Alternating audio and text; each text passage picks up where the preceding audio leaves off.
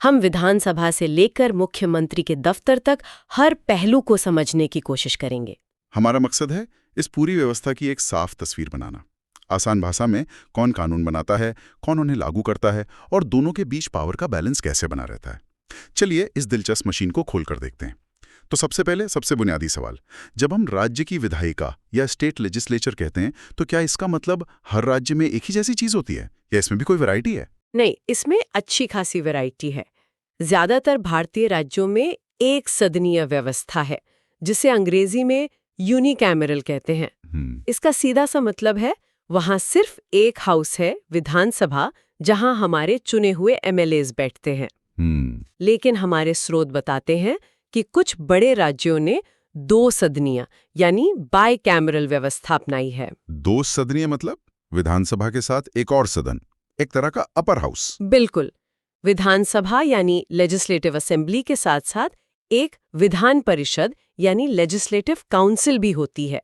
ये व्यवस्था उत्तर प्रदेश, महाराष्ट्र, बिहार, कर्नाटक, हाँ, आंध्र प्रदेश और तेलंगाना भी। हाँ, आंध्र प्रदेश और तेलंगाना जैसे राज्यों में है। और इन स्रोतों में हमारे पास इसके सटीक आंकड़े भी हैं। जैसे उत्तर प्रदेश, जो आबादी के लिहाज से देश का सबसे बड़ा राज्य है, वहां विधानसभा में 403 सदस्य हैं और विधान परिषद में 100। ये तो बहुत बड़ा स्ट्रक्चर है। हाँ, और महाराष्ट्र में विधानसभा में 288 और विधान परिषद में 78 सदस्य हैं। अब सवाल उठता है कि इस दूसरे हाउस यानी विधान परिषद की जरूरत ही क्या है? सही बात है। इसे अक्सर बुजुर्गों का सदन या हाउस ऑफ एल्डर्स भी कहा जाता है। इसका मकसद ये होता है कि जो कानून विधानसभा में जोश और कह सकते हैं जल्दबाजी में पास हो जाए, उन पर एक बार और ठंडे दिमाग से विचार हो सके। मतलब ये एक तरह का सेफ्टी वॉल्व या कूलिंग सॉसर है, ताकि कोई भी कानून बिना पूरी तरह जांचे परखे लागू ना हो जाए। ये तो एक अच्छा चेक एंड बैलेंस सिस्टम लगता है। सिद्धांतिक रूप से तो यही इसका काम है। विधान परिषद में अक्सर शिक्षक, कलाकार, विशेषज्ञ और समाज के दूसरे अनुभवी लोग होते हैं जो सीधे चुनाव की राजनीति में नहीं उतरते। अच्छा। उनकी विशेषज्ञता का लाभ कानून बनाने में मिल सके, यही सोच इसके पीछे है। ठीक है, अब विधानसभा पर वापस आते हैं, जहां हमारे चुने हुए प्रतिनिधि बैठते हैं। क्या इसके सदस्यों की संख्या को लेकर भी कोई नियम है? ऐसा तो नहीं हो सकता कि कोई राज्य अपनी मर्जी से 1000 एमएलएज रख ले? नहीं, बिल्कुल नहीं। हमारे दस्तावेज साफ बताते हैं कि संविधान ने इस पर एक सीमा तय की है। किसी भी राज्य की विधानसभा में 500 से ज्यादा 500? हाँ, 500 से ज्यादा और 60 से कम सदस्य नहीं हो सकते हैं। ये सीमा सुनिश्चित करती है कि सदन ना तो इतना बड़ा हो कि उसे संभालना मुश्किल हो और न ही इतना छोटा कि हर इलाके को सही प्रतिनिधित्व ही न मिल पाए। लेकिन मुझे याद है इन स्रोतों में कुछ छोटे राज्यों का भी जिक्र है जहां ये संख्या 60 से कम है। आपने बिल्कुल सही पकड़ा। कुछ अपवाद है, जैसे गोवा और मिजोरम में 40-40 सदस्य हैं और सिक्किम में तो सिर्फ 32 हैं। अच्छा, सिर्फ 32? जी। इन राज्यों की खास भौगोलिक और जनसंख्या की स्थितियों को देखते हुए उन्हें इस नियम से छूट दी गई है। इससे पता चलता है कि हमारा संविधान कितना फ्लेक्सिबल है। वो हर राज्य की अपनी जरूरत को समझता है। ये तो हुई संरचना की बात। अब आते हैं काम पर। ये विधानसभा काम कैसे करती है? इसका कार्यकाल कितना होता है? विधानसभा का कार्यकाल आमतौर पर 5 साल का होता है, लेकिन यहाँ एक ट्विस्ट है। राज्यपाल मुख्यमंत्री की सलाह पर इसे 5 साल पूरे होने से पहले भी भंग कर सकते हैं। ओके। ऐसा अक्सर तब होता है जब सरकार सदन में अपना बहुमत खो देती है या फिर मुख्यमंत्री को लगता है कि ताज़ा चुनाव कराने का ये सही वक्त है। और सदन को चलाने के लिए भी तो कुछ नियम होंगे। ऐसा तो नहीं हो सकता कि 400 सदस्यों वाली विधानसभा में 15-20 लोग आएं और पूरे राज्य के लिए कोई बड़ा फैसला ले लें। आपने बिल्कुल सही और जरूरी मुद्दा उठाया है। ऐसा नहीं हो सकता। इसके लिए एक नियम है जिसे कोरम या गण पूर्ति कहते हैं। कोरम? इसे आप लोकतंत्र का मिनिमम अटेंडेंस का नियम समझ सकते हैं। मिनिमम अटेंडेंस, ये मजेदार है। तो कितनी अटेंडेंस चाहिए? सदन की कार्यवाही चलाने के लिए कुल सदस्यों का कम से कम 10वां हिस्सा यानी 110 मौजूद होना जरूरी है।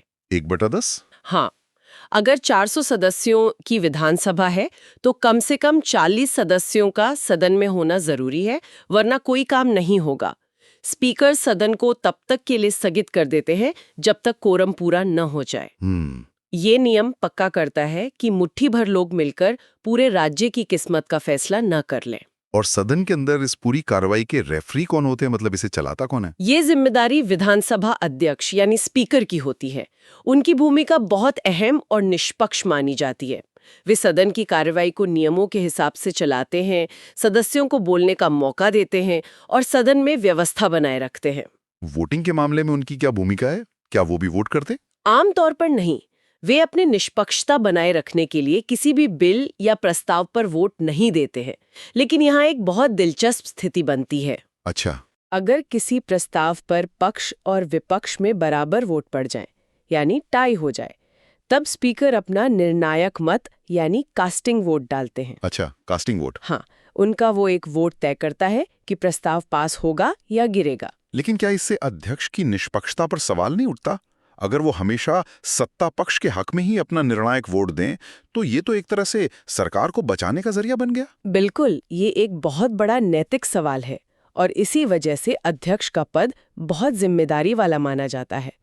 परंपरा ये कहती है कि टाई की स्थिति में वे यथास्थिति यानी स्टेटस को बनाए रखने के पक्ष में वोट दें, ताकि किसी भी पक्ष को अनुचित लाभ न मिले।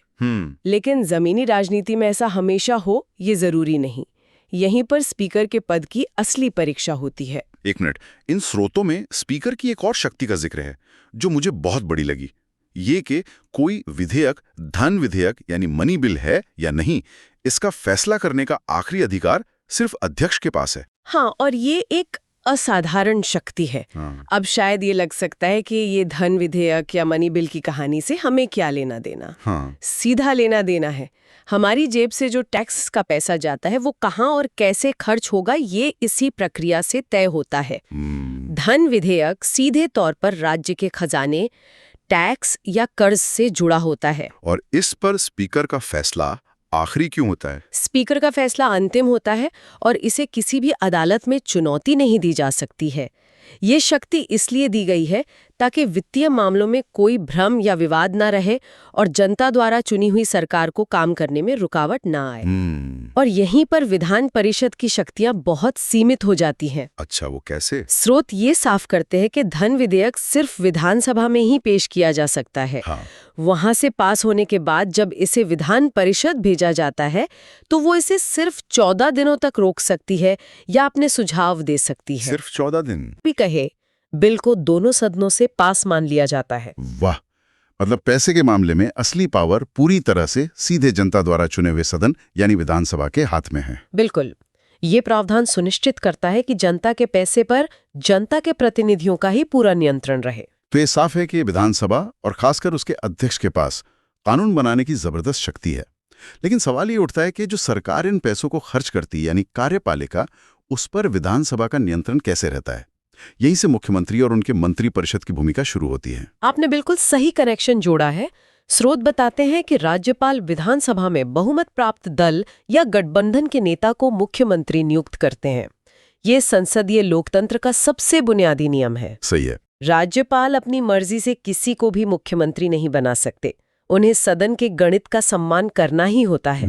इसका मतलब मुख्यमंत्री और उनका मंत्री परिषद यानी पूरी सरकार अपने अस्तित्व के लिए पूरी तरह से विधानसभा पर निर्भर है। हाँ, और इसी को कहते हैं सामूहिक उत्तरदायित्व या कलेक्टिव रिस्पॉन्सिबिलिटी। इसे आप एक साथ तैरेंगे या एक साथ डूबेंगे के सिद्धांत की तरह समझ सकती हैं। एक साथ तैरेंगे या एक साथ डूबेंगे, इसका क्या मतलब हुआ? इसका मतलब है कि सरकार के हर फैसले के लिए, चाहे वो किसी एक मंत्री का ही क्यों ना हो, पूरा मंत्री परिषद एक टीम के रूप में जिम्मेदार है।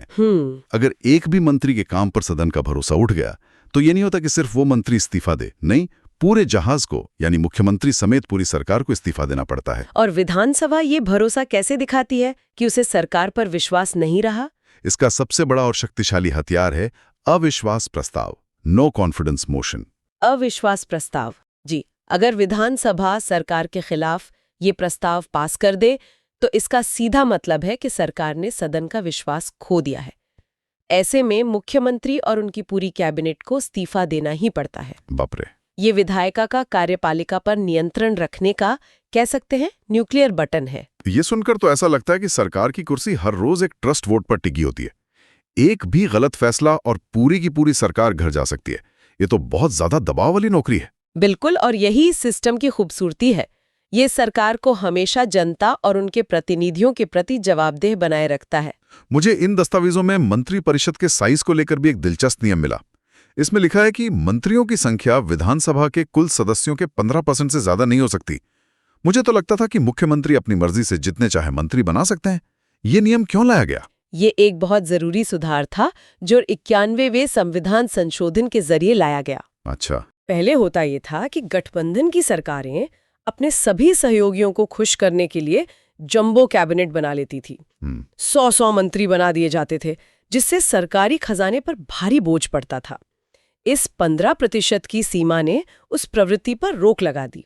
और इसमें छोटे राज्यों का भी ध्यान रखा गया है शायद। हाँ, छोटे राज्यों के लिए ये संख्या कम से कम 12 तय की गई है, ताकि सरकार चलाने के लिए जरूरी संख्या में मंत्री हों। ये नियम शासन में स्थिरता और वित्तीय अनुशासन दोनों को बढ़ावा देता है। हमने राज्यपाल का जिक्र कई बार किया। वे मुख्यमंत्री की नियुक्ति करते हैं, सदन को भंग कर सकते हैं, तो राज्यपाल का पद औपचारिक तौर पर बहुत शक्तिशाली लगता है। हाँ, राज्यपाल राज्य के संवैधानिक प्रमुख होते हैं, ठीक वैसे ही जैसे केंद्र में राष्ट्रपति। हमारे स्रोत बताते हैं कि वे विधानसभा का सत्र बुलाते हैं, सत्र की समाप्ति की घोषणा करते हैं और विधानसभा को संबोधित भी करते हैं। अच्छा। राज्य का वार्षिक बजट भी उनकी सिफारिश पर ही सदन में पेश किया जाता है। कहने को तो उनका पद ज्यादातर औपचारिक है, पर जब संवैधानिक नियम कानून बनाए रखने की बात आती है तो उनका रोल बहुत बड़ा हो जाता है। और इन संवैधानिक पदों के महत्व को समझने का एक और तरीका जो हमारे स्रोतों में दिया गया है, वो है उनके वेतन के ढांचे को देखना। ये आंकड़े सिर्फ नंबर नहीं है, ये एक तरह से आधिकारिक प्रोटोकॉल और पदानुक्रम की कहानी बताते हैं। आपने सही कहा, ये आंकड़े शासन व्यवस्था के पदानुक्रम को समझने में मदद करते हैं। स्रोत के अनुसार भारत के राष्ट्रपति का मासिक वेतन 5 लाख रुपए है, जो देश का सर्वोच्च पद है। 5 लाख? जी। उनके बाद उपराष्ट्रपति का वेतन 4 लाख रुपए है। और दिलचस्प बात यह है कि इन वेतनों से हमें शक्ति संतुलन का एक इशारा भी मिलता है। हमारे दस्तावेजों के मुताबिक राज्य के संवैधानिक प्रमुख यानी राज्यपाल का वेतन 3.5 लाख रुपए है। और ये इसलिए दिलचस्प है क्योंकि ये देश के सबसे बड़े जज यानी सुप्रीम कोर्ट के मुख्य न्यायाधीश, जिनका वेतन 2,80,000 रुपए है, तो उनसे भी ज्यादा है। हाँ, उनसे भी ज्यादा है। ये दिखाता है कि हमारे संविधान में राज्य की स्वायत्तता और उसके प्रतीकात्मक मुखिया को कितना ज्यादा महत्व दिया गया है। और अगर हम न्यायपालिका के बाकी पदों को देखें तो उच्च न्यायालय के मुख्य न्यायाधीश का वेतन 2,50,000 रुपए प्रति माह है। ये आंकड़े इन पदों से जुड़ी विशाल जिम्मेदारी और महत्व को दर्शाते हैं। बिल्कुल। और ये वेतन भारत की संचित निधि से दिए जाते हैं, जिस पर संसद में वोटिंग नहीं होती, ताकि इन पदों की स्वतंत्रता और निष्पक्षता बनी रहे। तो अगर हम इस पूरी चर्चा को समेटना हो तो मुख्य बात क्या निकल कर आती है? इस पूरी मशीनरी का सार क्या है? देखिए, सबसे बड़ी बात यह है कि राज्य स्तर पर शक्तियों के संतुलन की एक बहुत स्पष्ट और सोची समझी व्यवस्था है। असली शक्ति, खासकर वित्तीय शक्ति, जनता द्वारा सीधे चुने गए प्रतिनिधियों यानी विधानसभा के पास है। यह न सिर्फ कानून बनाती है, बल्कि एक साथ तैरेंगे या एक साथ डूबेंगे के सिद्धांत के जरिए सरकार के बने रहने पर भी पूरा नियंत्रण रखती है। और कोरम के मिनिमम अटेंडेंस वाले नियम से लेकर स्पीकर के निर्णायक वोट और अविश्वास प्रस्ताव जैसे हथियारों तक, ये सारे नियम इसी लोकतांत्रिक जवाबदेही को सुनिश्चित करने के लिए बनाए गए हैं। हर नियम के पीछे एक मकसद है, ये पक्का करना कि सरकार लोगों के प्रति जवाबदेह बनी रहे। बिल्कुल, ये पूरी संरचना दिखाती है कि कैसे कार्यपालिका यानी सरकार विधायिका के अधीन काम करती है, न कि उसके ऊपर। यही संसदीय लोकतंत्र की आत्मा है। इन स्रोतों ने हमें व्यवस्था के नियम तो बहुत अच्छे से समझा दिए, पर ये मेरे दिमाग में एक बहुत बड़ा सवाल छोड़ जाते हैं।